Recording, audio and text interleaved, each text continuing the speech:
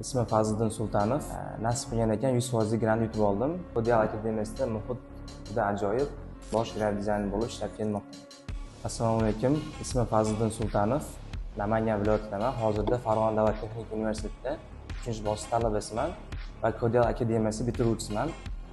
2025-yil may oyida Kodial akademiyasi grant e'lon qilganini eshitib qoldim va bu grantni topshirishga qaror qildim. Nasib qilgan ekan 100% grant yutib oldim va grafic dizayn yo'nalishini o'qishni boshladim. O'qish davomida ancha qiyinchiliklarga duch keldim.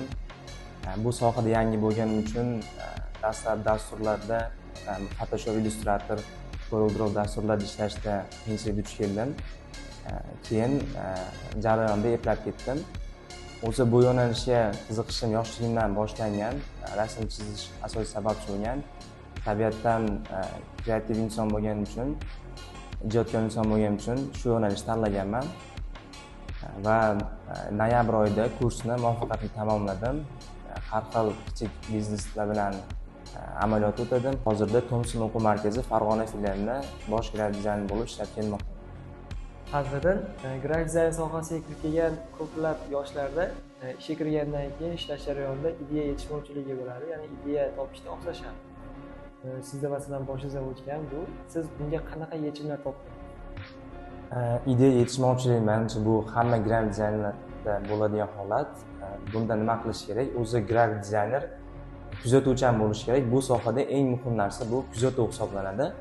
Kim ko'p eng kuzatsa, shu yaxshi natijaga muvaffaqiyatga erishadi.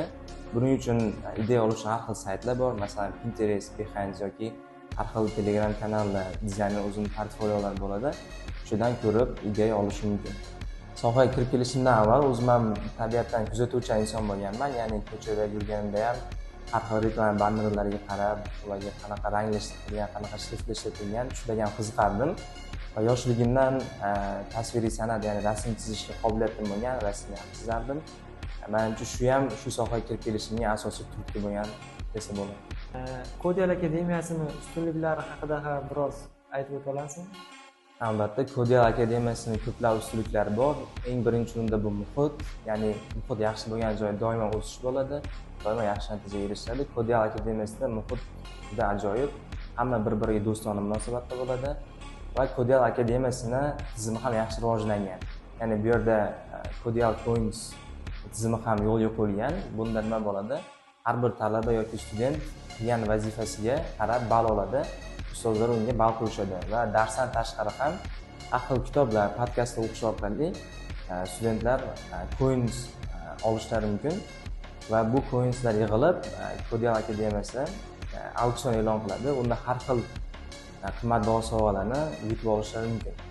Bu darajaga yetib kelishimga sababchi bo'lgan ota-onamga rahmat va Kodial akademiyasi ustozlariga, aytiga qiziqqan va grafik dizaynga qiziqqan yoshlarni Kodial akademiyasida kutib qolamiz.